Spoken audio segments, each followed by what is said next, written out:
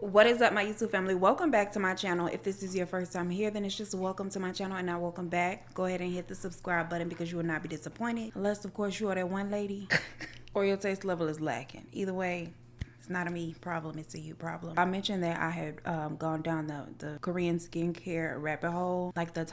Like the comment was for me to share the products that I'm using. So really quickly, I'm gonna go through the products and apply them in the order that I use them. I also want to say I put my regimen together based on my skin type, which is dry. Okay, I'm a dry faced girl. So if you two are a dry faced girl, here are some products that I recommend trying and that I've been loving. And I only deal with acne like once a month. So that's that. Don't do anything different. I just let them come and go. And then spot treat the scars that I might have. And I'm gonna show you what I use for that too. So without further ado, let's get into it. I've already washed my face. The first oil that I use is this cleansing oil. You probably heard of it. It's very popular amongst the girls who like Korean skincare. Before this, I was still doing the dual cleansing method. I was using Tatcha oil and I love it. Oh, that's been my go-to for years. But we know Tatcha. Miss Tatcha is very expensive, and this is not. It is the Anua Heart Leaf plus Vitamin E Pore Control Cleansing Oil. If I have on makeup, I'll remove that first with the micellar. Is it micellar water? And then I go in with this. And once you add water to this, it like really breaks down and rinses away very well. And I followed that up with the Anua Heart Leaf plus BHA Pore Deep Cleansing Foam. I really love this one. It is a very light exfoliant. Now, it barely smells like anything, but that little smell that is there, or maybe I just never recovered fully from COVID. Like, I still wonder, have I from time to time? I really honestly think the answer is no. But you know, to my little nose, it barely smells like anything, and that little bit of smell is nice. And I have just done those two steps, so now I'm gonna go in with my toners. Well, toner. I purchased two different toners. The first one was this, I don't know how to pronounce the name. The brand is TIR, the Milk Skin Toner. I like it, it's fine.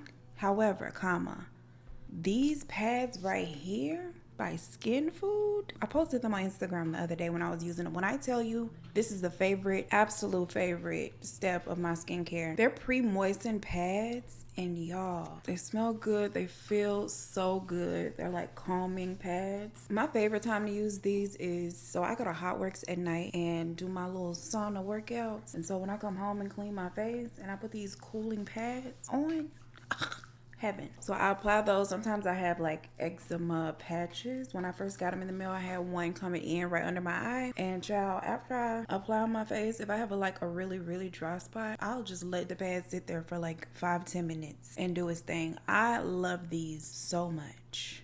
Like, if you don't get nothing else, add this to your regimen. It just feels so good on the skin. You know, before I move on, I do want to show you this from Anua. This is a Heart Leaf Moisture Peeling Gel. I've only used it once, and you just apply it after you wash over to the face. I thought it would peel off because it says peeling gel, but I don't know, it just makes a very weird texture, which I then just like in a circular motion massage my face, and it is a nice exfoliant.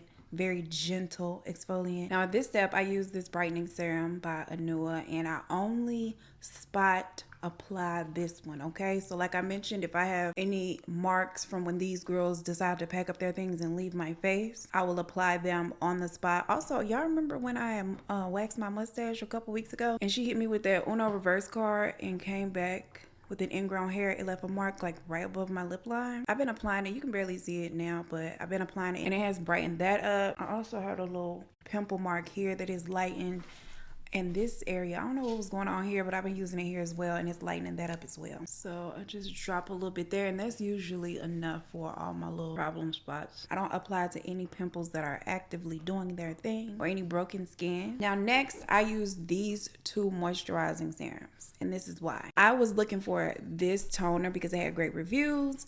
I could only get it in a set, so that's how I ended up with this one as well.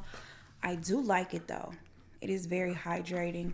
It feels really nice. So I just add drops and apply that all over. Yeah, all over, baby. I even add it to my ears, neck area, just all over, because I'm just a dry girl, not everywhere. This one, now if you get any serum, This one is the one for moisture. The brand is Torridon. It is their Dive In Serum. Super moisturizing. Apply that the same way.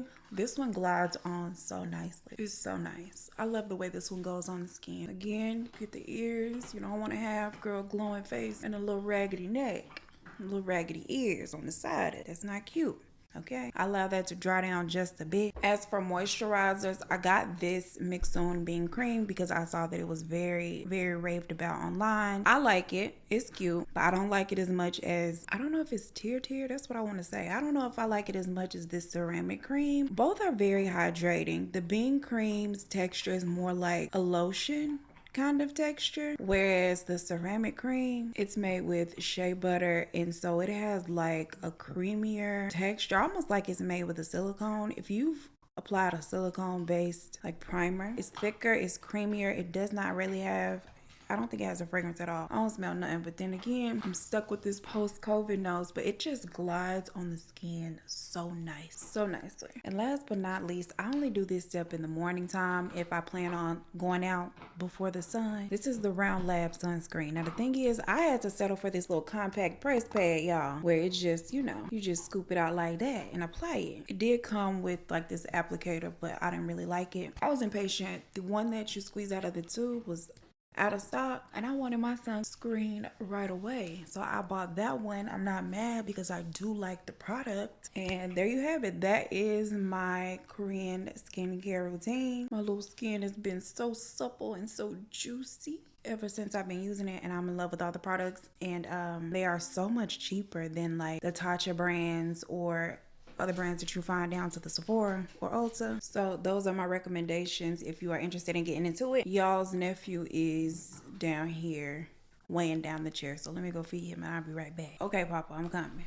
Also, the press-on nails are lasting. They still look basically like new. Now, I did try to work off this thumb last night because I burned like the side of the nail, and I'm so weird. Like if anything happens with my nail, I'm a horrible picker. I will constantly pick at it. So I tried to remove it, and it had the audacity to break like it was acrylic. I still got a little piece on there at the end. I don't know if you can see it. This nail glue right here, this Beauty Secrets right here, she is that girl for sure. I'm gonna have to soak these nails off like I got them done at somebody's salon, which I'm not mad about. I would rather them come off on my time than their own, okay? All right, now that we have gotten that out of the way, I feel like it was something else I need to tell y'all, but I don't think so. Let's get into the details of today's case, which is wild. So I'm still gonna go in with a little bit of primer, and today we are discussing the crazy life and times of Mary Ellen Samuels.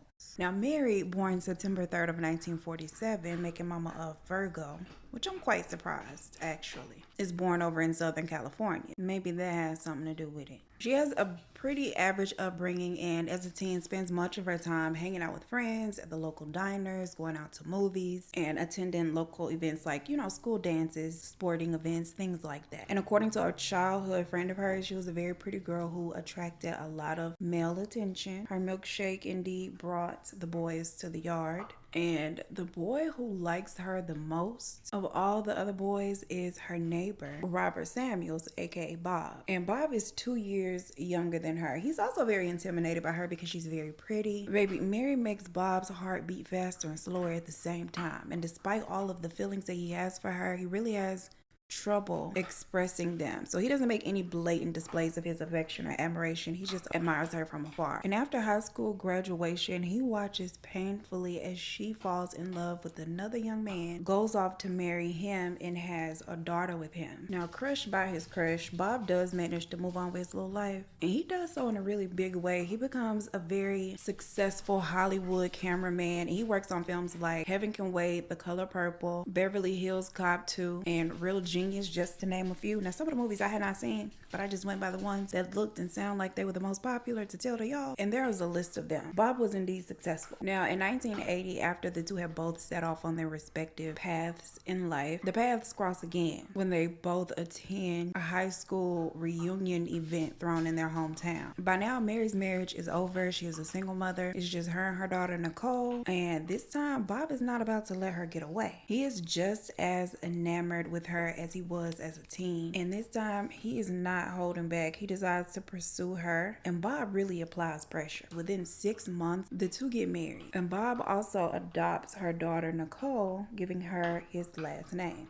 So now they are the Samuels. And in the beginning of their union, everything was great. They move into a nice family home that is in a suburban area of Northridge over in the San Fernando Valley area. Now, Nicole, she loves her some Bob. She gets along great with her new daddy. She is also loving their new family home. She does spend time with her father, so it's not like Mary's first husband was a deadbeat. No, Nicole goes between their households, and all is well, of course, until it wasn't. It is not a long time before the stark differences in their personalities begin to show. Bob is he's very down to earth, very nice, humble, and is hardworking. And Mary, however, is a bit more fast paced and city-like. She likes her sexy, revealing clothing. She loves fast cars and thrills. Mary Ellen also likes to spend up the money, which causes a lot of disagreements between her and her husband. They fight over money almost constantly. Y'all, look at this lady laid up here on this money like this. Mary Ellen said, right here on that money, baby. Right here on that money. So Bob, he ends up buying a Subway sandwich franchise because he figured not only would it help kind of offset and supplement that hole that Mary is burning into their bank account, it'll also give her something to do other than shop. Something meaningful and purposeful. So she works there running the place and performing her job for several years, but in October of 1986, Bob comes home from work to a Dear John letter left from her. Mary Ellen had left a note for her husband on the kitchen counter telling him that she had decided she was leaving him. She was done. In the letter, she does say that our marriage has gotten stale. Things just didn't work out. I hope we can be friends, but I can't live with you. And October 31st, a couple of weeks later, she files for divorce. Now, Mary Ellen does continue to work at the Subway. And in the weeks that follow, she and Bob are very cordial. His hope is actually that the two can reconcile. He wants his wife back. He wants his family back. And he is willing to do the work. But it was made very obvious by Mary Ellen that she was done and she was not coming back. The two agreed to have a trial separation during which Bob agrees to pay her an extra $1,500 a month to cover her living expenses. And he also gets a condo for her to live in because she doesn't want to live with him. And Nicole, who is now 18, moves out with her mom. And child, now that Nicole is a bit older, the two of them, the mother-daughter duo, starts hitting the streets, partying together like they are besties. Child, their favorite thing to do is to go out and go bar hopping. And Mary Ellen just loved the idea of getting all dolled up with her daughter, her little Minnie, and hitting the clubs, getting free drinks off of men. Like, that was her jam. The two of them plan a trip out of town together, and on December 9th of 1986, they stop by Bob's to drop off their dog because Bob will be keeping the dog as well while they're out of town. Or, child, at least he was. That afternoon, a call comes into the LAPD from Bob's home, and the caller is Mary Ellen. She tells the dispatcher that she's at her husband's home. She'd been calling him all day to finalize the arrangements for him to keep their dog for the weekend while they're out of town. He was not answering. She left voicemails. He did not return her calls still. So she had just decided to pop up and drop the dog off. But instead, she's found him dead inside of his home. Officers arrive very quickly and the entire house is in a disarray. Completely ransacked, presumably by the person who had attacked Bob. He had suffered a close-range gunshot wound to the head as well as blunt force trauma from a tubular object they believed to have been the barrel of the weapon. And judging by the looks of him, he had been there a minimum of 12 hours. After answering a few questions, Mary Ellen and her daughter Nicole, they are allowed to go home. Both of them agreeing to come down to the station later for further questioning. And child, Mary Ellen wears this very low-cut, revealing, sexy dress when she goes down to the station to answer questions. And instead of being upset by her estranged husband's fate, she is emotionally sound and very flirtatious with the detectives. At one point in her interview, she puts her hand on a bald detective's head and tells him how much she just love a bald man. And they think this is very weird. Because, girl, what are you talking about right now? Like, what are you doing? She, of course, just reiterates what happened, that she and Nicole had a trip planned. He was going to keep their dog as he agreed to. She has not heard from him. She hadn't heard from him in days, actually, and had decided to just pop up, and then she found him there. Several days after Bob's death, Mary Ellen and Nicole pack up their condo and move back into their family home, or Bob's home. Now, Mary Ellen also lists the Subway sandwich shop for sale and wastes no time filing a claim to collect on that life insurance policy. In insurance and assets, she collects nearly $500,000 and begins spending it immediately. It's the wintertime, it's kind of cold. She goes and gets fur coats for herself and Nicole. Real fur. She goes on a shopping spree for an entire new wardrobe. Hard launches her new love interest, Dean Groover, who she also puts in a white Porsche that she dropped $50,000 on. And the two of them make plans to move away to Cancun, Mexico, where she drops another $180,000 on a condo for them there. Now, from the moment Mary Ellen came sashaying down to the police station in that dress, detectives suspect that she had something to do with her estranged husband's demise, but they can't find anything to connect her to it or to prove this feeling that they have. And when police ask her to willingly take a polygraph test, she agrees to do it and passes with flying colors. So they're like, dang, did she do it? You know? But we know polygraph tests really are not that, reliable. It turns out that Bob had been dead inside of his home for a lot longer than they thought. He was there for a couple of days. And while the home at first glance appeared to have been ransacked for valuables and gives the illusion that this was possibly a robbery gone bad, looking at the crime scene closer, they find that it is not consistent with a break-in, and it looked more like an inside job. They're able to rule out robbery or burglary very fast because Bob's wallet and ID are there in plain view and were not taken. None of his other valuables are taken from the home. There are a lot of things laying around that they could have taken if money was the motive. And when questioning his friends and family members, they found out more about the dynamic of he and Mary Ellen's relationship from his perspective. At the time, Bob was actively making or taking steps to finalize their divorce, realizing that they were never going to get back together and he was not going to have that happy family dynamic that he had hopes for. And Mary Ellen, although she's the one that left the home and initially filed, she was taking no steps to finalize anything because she was benefiting a lot from still being technically or legally married to him. A lot of benefits came with them still being in limbo. Bob had also very recently met with his lawyer inquiring about the steps it would take to cut her off completely financially. But because, of course, they were still legally married at the time of his death, she was able to collect on the things. And then as they dig a bit more, detectives learned that during his separation with Mary Ellen, he was in a relationship with a married woman. Now, she was separated from her husband at the time, but her husband was very jealous. He is also a former cop who at the time was working as a security guard, and he also has a nasty little history of domestic violence. Now at this point, with these things considered, they begin to wonder if they've been looking in the wrong direction the whole time. Could his lover's estranged spouse be the culprit and not his own? And this lady's husband is also a registered owner of a shotgun like the one used in the crime. But his lover's jealous, estranged husband has an airtight alibi and is ultimately cleared as a suspect. Next, they go to interview his employees down to the Subway sandwich shop to find out if there was possibly somebody there who would want something like this to happen to Bob.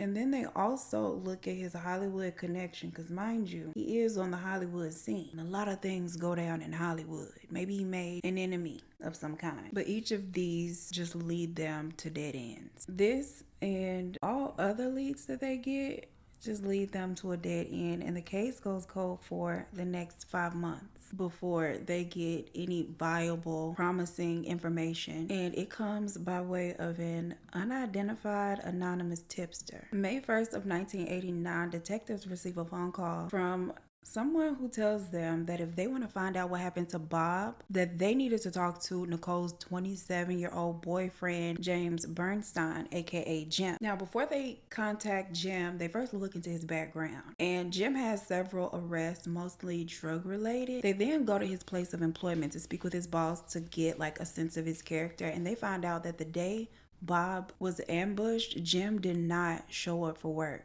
And child, that is not it. Jim spoke about Bob very often, never anything nice. He did not like Bob at all. He would tell them things like Bob had been touching Nicole and something needed to be done about it. Bob needed to pay for these crimes. Now, this is the first that detectives are hearing about any claims of Bob being inappropriate with Mary Ellen's daughter, Nicole. No one previously interviewed, not even Nicole, not even Mary Ellen, had mentioned this. They looked through the couple's divorce filings. It is not mentioned anywhere in the paperwork. There were no crime reports ever filed against Bob. So they reach out to Nicole to have her come down to the station again to answer a few questions.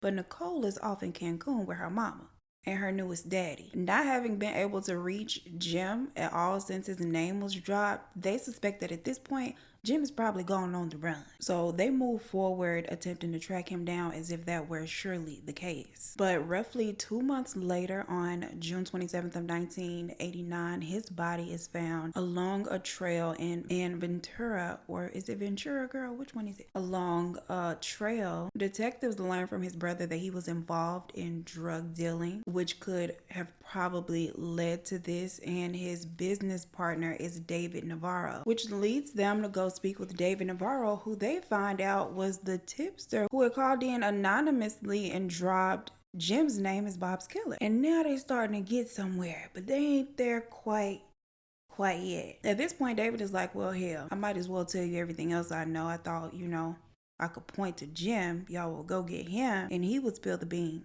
So in November, just a couple of weeks before his death, Bob was very depressed and he was not performing as well in Hollywood. Work had kind of dried up, slowed down, and he was still footing his own bills, Mary Ellen's bills, all of which are financially draining. And these financial woes are what led him to speak with the lawyer about cutting Mary Ellen off.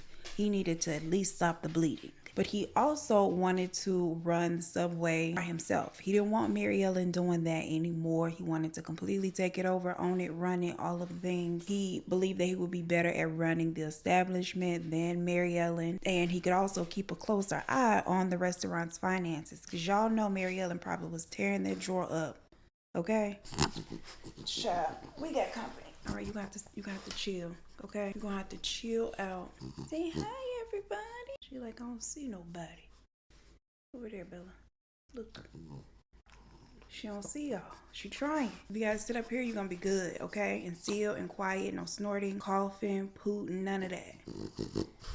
That either. Hey, girl. Hey, girl. Now, Bob also requested that his spousal support be reduced because it was based off the money he was making. And he ain't making that money currently. He can no longer comfortably afford it. And his lawyer actually giving him all of the proper paperwork to have it done, or like at least submit it. But unfortunately, he passed away before he could fill it out and return it. And this brings them back to Mary Ellen and their original theory that she had something to do with this and had likely gotten rid of her partner for financial gain. Indeed, she did. And Mama had been up to it for a while. Beginning in 1987, an entire year before Bob's death, Mary had begun soliciting people to take him out. And she was speaking very candidly about it to friends, to family, in front of strangers even. She would casually proposition men in bars, offering to pay them handsomely to do the job. And on one occasion, she tells a very close friend of hers, Ann Hambley, that she had actually found and hired a man named Mike Silva who was going to do it. And she tells Ann that she had met him through Jim, Nicole's boyfriend. And she had put a battery in Jim's back, powered by this false claim that Bob had been inappropriate with Nicole. And Jim was a little bit loose at the lips as well regarding their plot. After Bob's death, he had outright told his boss that Bob had been taken care of and that he had gotten paid to pay Mike to do it. And child, not even 2 months later, Jim has met Bob in the land of the deceased. Now, according to David, he had only known Jim for about 4 months, and because the two conducted street business together, they were in regular communication right up until Jim just disappeared. And David said he had made the anonymous phone call to police because that day he and Jim were out conducting business per usual, and Jim's pager goes off. He returns the phone call. It's Mike Silva. They discuss the crime, and if that wasn't incriminating enough, if there was an inkling of a question in David's mind about if he heard what he thought he just heard, after the phone call, Jim refers to Mike Silva as the hitman. They speak to more friends of Jim's, one of them being named Brittney Goldberg. And according to Rennie, around early June, Jim had begun to express remorse and regret regarding what he had done. And he was also very paranoid that the police were gonna find everything out. So much so that he wanted to relocate. And when he had confessed to this Rennie friend, he told Rennie that Mary Ellen had paid him to do it because she had previously paid somebody else who took her money and ran off with it and never did the job.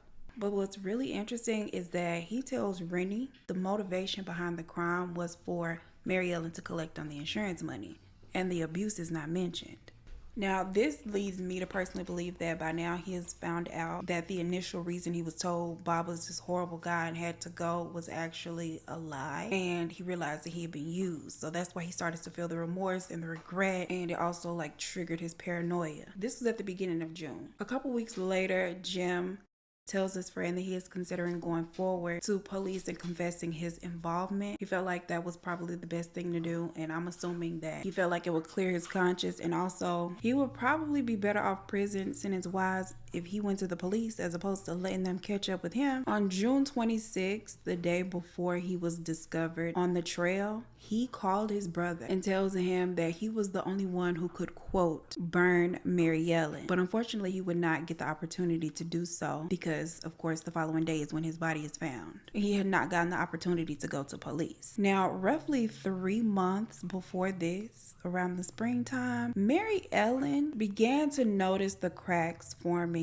in Jim's foundation, and she had an inkling that it was only a matter of time before he broke and ran down to the police station. She just was not about to let that happen. So in late March, early April, her good friend Ann introduces her to her boyfriend, Paul Gall. I don't know why his mama did that. I don't know. I don't make the news, I'll just report it to y'all. Paul Gall is Ann's boyfriend. Mary Ellen has been confiding in her friend about her fears that Jim is about to bring the whole thing down. So Ann is like, hey, meet my man. He might be able to help you with this perceived problem you have. The three of them together have several very candid conversations about the true circumstances surrounding Bob's death. To a degree, she did not admit that she had lied to have it done. She gave them the story that she gave everybody else that she told, which was that he had touched her daughter. We know by now that Mary Ellen always has to add a little something to the truth. She tells the couple that Jim has begun blackmailing her, threatening her, trying to get more money out of her,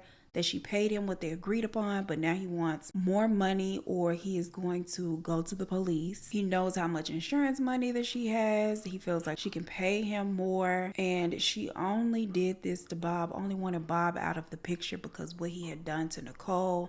Woe is me, right? She also complains that she had paid him very well to do the job, even though it was done very sloppily, and she had not, quote, expected it to be done in her house with blood everywhere. Oh, I'm so sorry if y'all can hear her chewing. Ugh. She tells them this story or this version of events in 3 different conversations before she just outright asks Paul for his help. She wants Jim done, out of the picture. There's no other way. He just won't leave her alone, and she is willing to pay him to do it. Now, she also tells Paul that Jim sells drugs to children, which further fuels him to agree because he had lost his own brother to drug dealers. She knew how much he despised dealers for that reason. She had picked up on that in previous conversations.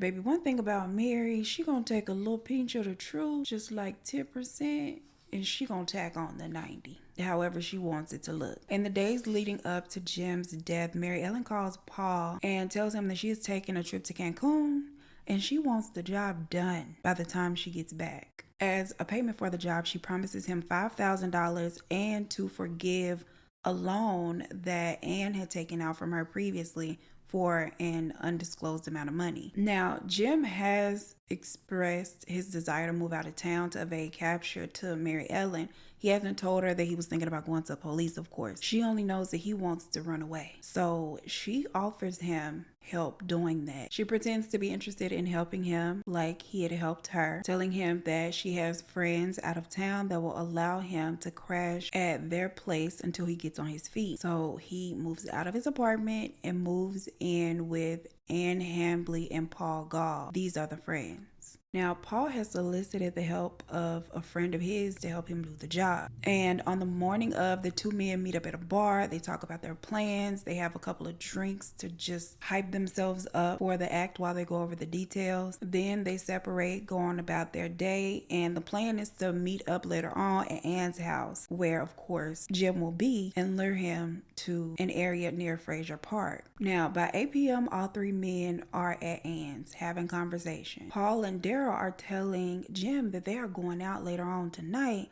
to rob some drug dealers. Jim wasn't interested, but the two guys managed to talk him into at least coming along for the ride. So together the three men leave the house. Paul is the driver, Jim is in the passenger side seat, and Daryl is in the back seat sitting behind Jim. About 40 minutes into their drive, Paul pulls over to this dark, isolated dirt road, but it turns out to be a driveway, like a private driveway of somebody's home. So these dogs come running down the driveway, barking and making a bunch of noise, bringing attention to the car. So they throw it in reverse and head down the road some more. Paul drives another 7 minutes or so before Daryl gives him the cue. At that point, Paul slams on the brake, puts the car in park, and turns off the headlights. Daryl then grabs a hold of Jim's neck from behind him and begins to choke him. Now, Jim starts to scream. So in an effort to stop his screaming, Paul reaches over to hit him twice, but he ends up hitting Daryl's hand, causing him to loosen his grip on Jim, which enables Jim to open the car door and take off on foot. A mess, child. This is what $5,000 will get you. Not to say anybody should be paying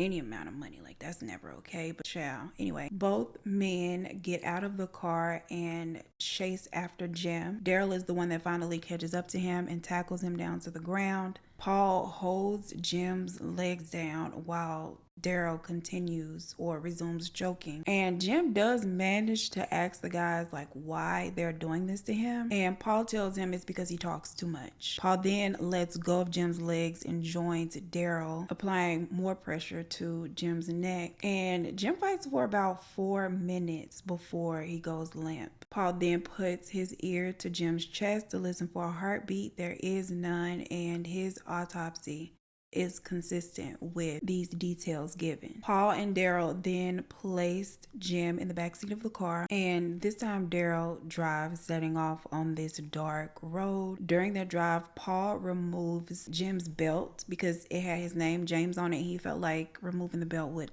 I guess, that alone would make him less identifiable. He tosses the belt over a cliff. They pull up to an embankment, tosses Jim's pager over it, and then they pull Jim himself out of the car and leave him there as well. Then they return to Ann's home and tells her exactly what had happened. She then makes the phone call to Mary Ellen, who is in Cancun having a time, and confirms that the job is done and now she was cleared to return from Mexico. A couple ends up discovering Jim, and once the news spreads of his death, different acquaintances, friends of his come forward to police, all pointing the finger at Mary Ellen and offering all kinds of information. She is arrested and charged with 2 counts of murder, once for her estranged husband and again for Jim. Her trial begins in April of 1994. So Mary Ellen had been marinating in jail for a good 4.5 years. Look at her. She done learned how to get her some lipstick from behind bars, do her little updo. Her lawyer's defense strategy heavily relies on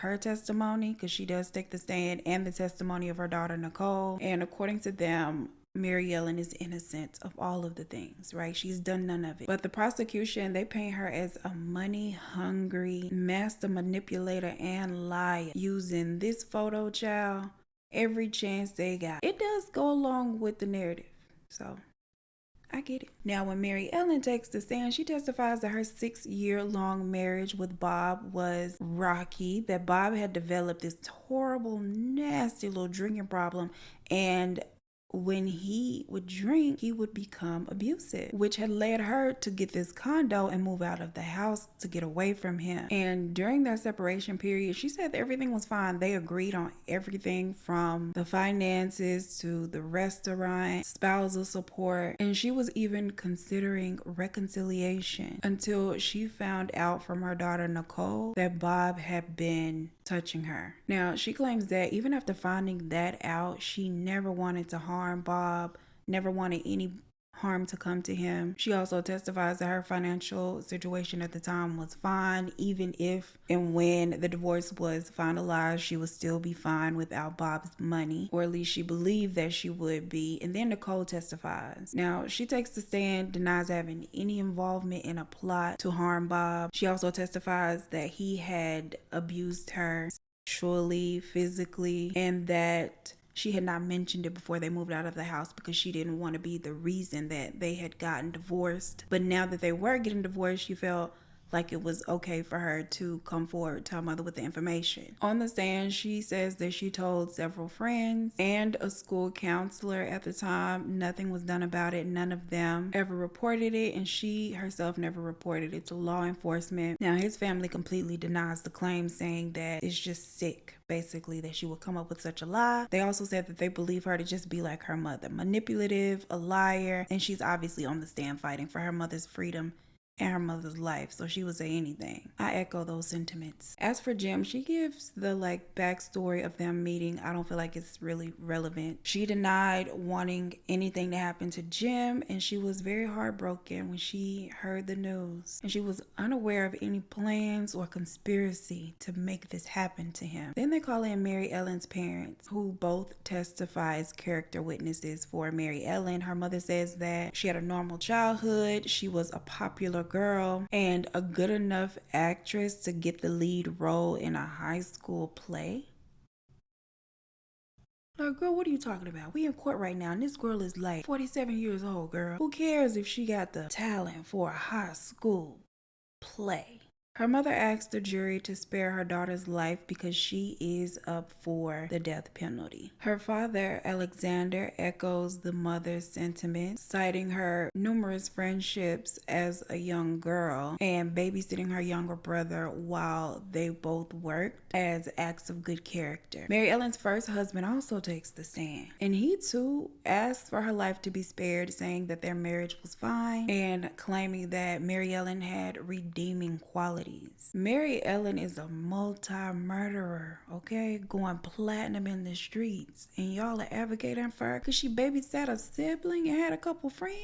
Could do a little high school acting? Like, what are y'all talking about? Child, the way I would have been, and this is why I ain't nobody's lawyer, because the way I would have been in the court objecting, girl, I would have been objecting all over the place. Because what are y'all talking about? Objection, Your Honor. Because what are y'all talking about? Objection, Your Honor. Because what are they even saying? Now, there are more people who take the stand who do more harm than good. Anne Hambley is called to the stand, and she gives one of the most damning testimonies. She tells the courts that Mary Ellen had made mention of several failed attempts on Bob's life. She also states that on December 7th, Mary Ellen had called her up and told her that the deed was done and that she had planned to discover his body in 2 days. And on the night of the staged discovery, she had met Mary Ellen at Bob's house. They hung out for a while, and Mary Ellen told her she couldn't believe that it was finally done and that she had paid Jim a whole 6 months ago to make it happen. On December 8th, Nicole calls another friend that she had previously discussed the plot with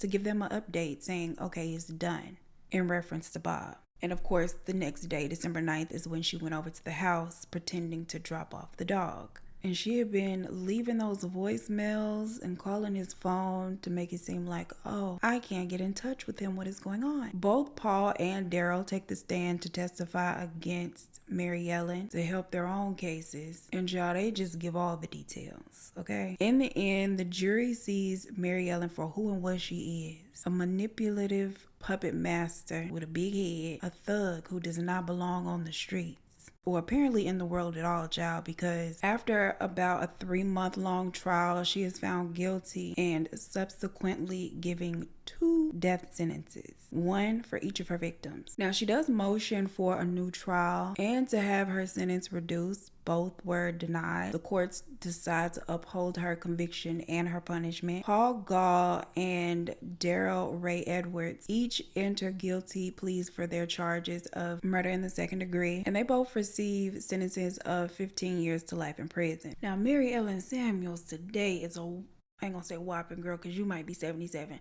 She is 77 years old today and has been incarcerated for 34 years now with no expiration date set. Paul and Daryl were both paroled in 2009 after serving roughly 19 years in prison. No charges are ever brought against Nicole Samuels, and she's never implicated in the plot against Robert Samuels, but I know her ass was at the table. Can't nobody tell me different. And old Mary Ellen has her way one last time. In 2019, the U.S. District Court reverses her death sentence, finding that her trial lawyer had provided ineffective representation when he failed to object to the prosecution's admission of evidence that they deemed irrelevant, which was evidence of her drug use and her involvement in drug sales. The court said that this evidence was not likely to have affected the jury's decision in finding her guilty, but there is a reasonable probability that it affected the jury's vote on life or death. I don't think so, but child. And with that, her sentence is commuted to life in prison without the possibility of parole. So, child, she's just in there. Probably still manipulating the girls. Probably got a girlfriend, couple on the inside, couple on the outside. I wouldn't be surprised if Mary Ellen had her little piece of man on prisonpals.com, sending her money, gifts, just all of the things she gives. She gives that. Look at her in this picture. That is it for this video. Please let me know your thoughts and opinions down below. Share the video, like the video, subscribe to the channel if you have not, as always and forever. I appreciate you. I gotta get serious. I appreciate you for spending your time with me, and I look forward to seeing you in the next one. Peace. We'll be back Thursday, baby, with some more mess. Blue, it's 3:49. It's not quite 4, son. Back up off me. I say back up off me. In the order that I use. It's just a container of pads, like not the school bus. Child, get out of here. And take them kids back with you. Blue, it's 3:58. You're still off. Relax. And last but not least, I only apply. Girl, you're gonna have to get out of here chewing that bone. The paths cross again, bringing them back together at their high school graduation. Not graduation, girl. What are we talking about? Girl, you doing a lot down there with that bone. If y'all can hear her, Bella's down there going to town on the bone. Oh, this chair just called me a fat Kelly Price. I got attitude. One that Bob would be footing the bill for, and on December, I tried to keep going too, but child. After answering a few questions, Mary girl puts the Subway sandwich up for shop, like immediately. Up for shop? Girl, what am I talking about?